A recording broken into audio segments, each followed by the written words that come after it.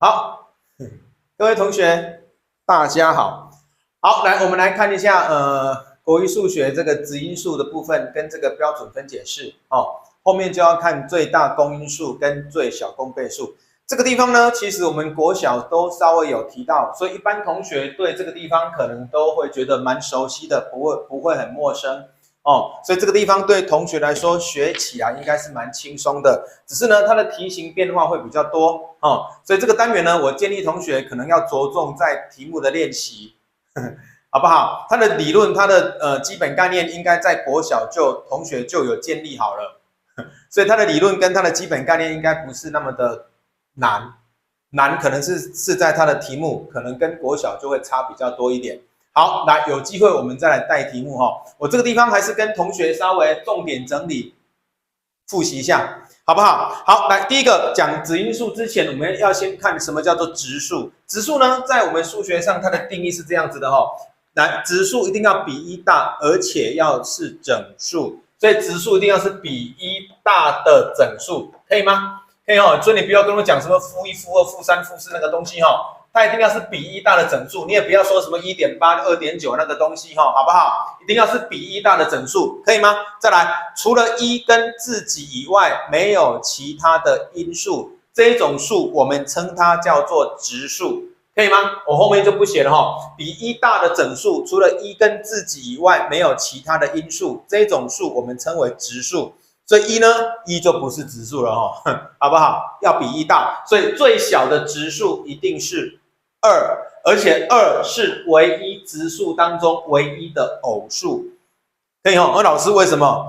来，如果比2大的偶数，它就除了1跟自己以外，就会有2这个因数嘛，可以哈？所以2是唯一的偶数，而且是最小的质数，就叫做2。可以吗？那最大的质数是谁？不知道哦。目前我们用超级电脑有去找出一个最大的质数，到底是什么？我实在是没有把它记起来哈。OK 哦，好，来，可以哈，可以哈。所以比1大的整数，除了1跟自己以外，没有其他的因数，叫做质数。老师，你可以举例吗？啊，当然可以啊。好，譬如说3只能够写成1乘以3，3除了1跟3之外，不能够被其他整数整除，所以3就是一个质数，好不好？像6好不好？6除了可以写成1乘以6之外，还可以写成2乘以3嘛，所以6除了1跟自己以外，还有其他的因数，所以6就不是质数，可以吗？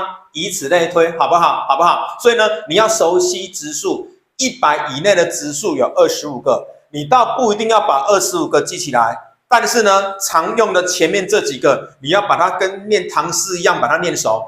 2、3、5、7、11、13、17、19，因为我们等一下要来做质因数分解的时候，这些数字就很好用，好不好？我再念一次：2、3、5、7、11、13、17、19，这几个常用的质数你要把它记熟。然后100以内的质数，如果考试出来，你要写25个。到底是哪25个？你倒不一定要把它背起来，但是你要会判断，好不好？来，再来，什么叫合数？一样嘛，比1大的整数，除了1跟自己以外，还有其他的因数，这一种数我们称为合数。所以刚刚这个6就是一个合数，好不好？所以最小的合数是谁？当然就是4咯，看懂没？2是质数嘛，3是质数嘛，所以最小的合数就叫做4。